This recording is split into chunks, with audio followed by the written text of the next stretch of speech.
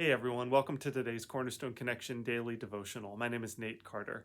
Thinking back to my childhood days as my parents would read to me from the kids' picture Bible, probably the most common picture Bible scene that comes to mind is Noah and the Ark.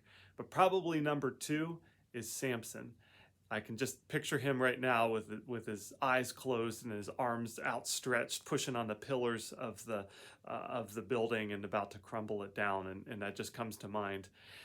We're going to dig into this most famous of Old Testament characters, Samson, and of course Delilah, today in Judges 16. Now, I got to admit, I've got some questions for God here. Like, why did God put Samson as one of the judges of the people of Israel? He just seems to be kind of a despicable character. He seems to be really motivated by several things that are just antithetical to the ways of God. And we'll kind of see those show up as we go through the passage here today. The first thing that we've already learned so far is that Samson he doesn't obey the law. He doesn't follow the covenant that God has made with his people and the specific requirements of being a Nazirite. And you can look back in the chapters preceding to see that. But then here in verse 1, it says, "One day Samson went to the Philistine town of Gaza and spent the night with a prostitute." I mean, that one verse just kind of captures the mentality of Samson. That first of all, he's hanging out with the Philistines. God set his people Israel apart and has told them to not to be distracted by the people around them. But yet there he goes. He's just hanging out with the Philistines, and then where does he go? He hangs out, goes to visit a prostitute. I mean, he's kind of spitting in the face of God's ways. It's really disgusting.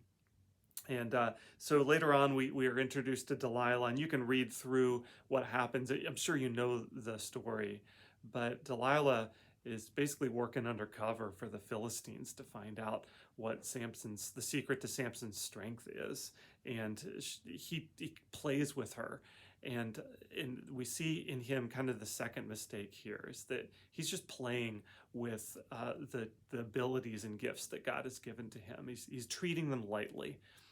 And he just makes fun of Delilah and tells him, if you weave my hair a certain way, then I'll have lost all of my strength. and she does it, and that happens 3 different times.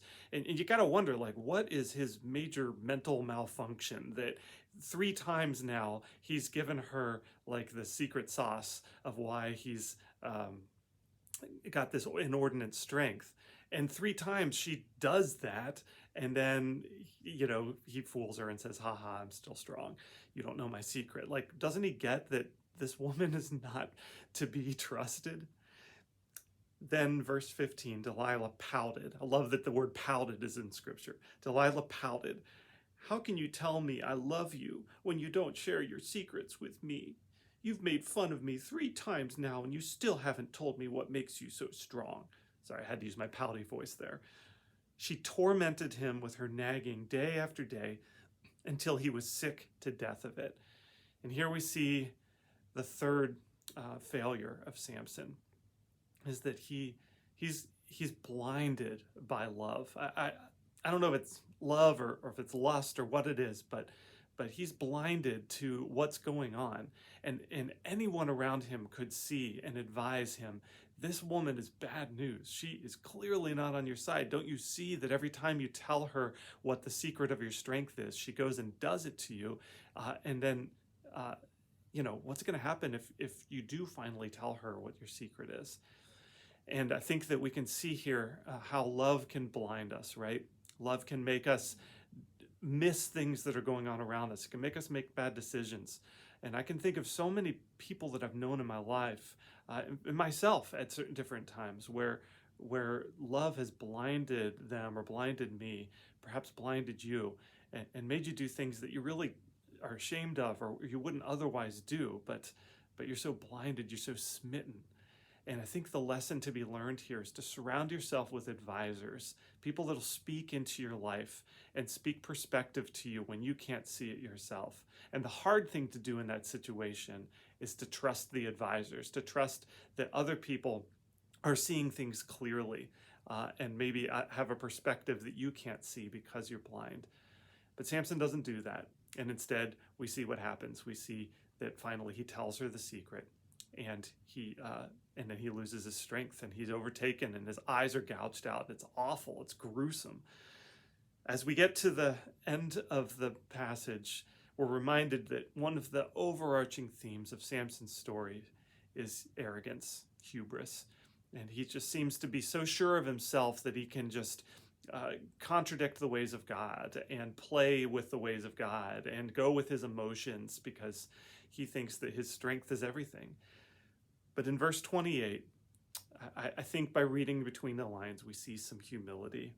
Then Samson prayed to the Lord, "Sovereign Lord, remember me again. Oh God, please strengthen me just one more time. With one blow, let me pay back the Philistines for the loss of my 2 eyes." And in this last scene of Samson's life, before he dies with the Philistines, we see a bit of a humbling happening in his heart. I think there's so much to learn from Samson. Probably you aren't blessed with the inordinate strength that he has, but God has gifted you with something. Don't take advantage of that. Don't take it for granted. And while let that be something that you utilize as a gift from God to be used for God. And then while you're utilizing that gift, don't be puffed up, don't be arrogant. Don't be blinded by the desires of this world, especially blinded by love. But instead follow the ways of God. And as you do that, you'll see that he will use you for his purposes. He will use the gifts that he's given to you in order to fulfill the purposes that he has for you. And maybe that's the answer of the question I started with. Why did God put Samson as one of the judges of Israel? Maybe he fully intended to use Samson's great strength to bless him and to build his people up and to build his name's renown, to build his kingdom ultimately. And Samson failed in most of his ways, but in the end, Samson humbled himself and used his strength, his God-given strength, one more time to defeat the enemies of Israel. God will use you too, but stay humble, surround yourself with good advisors, and trust the ways of the Lord. With that, we'll sign off for now, and we'll see you next time on the Cornerstone Connection.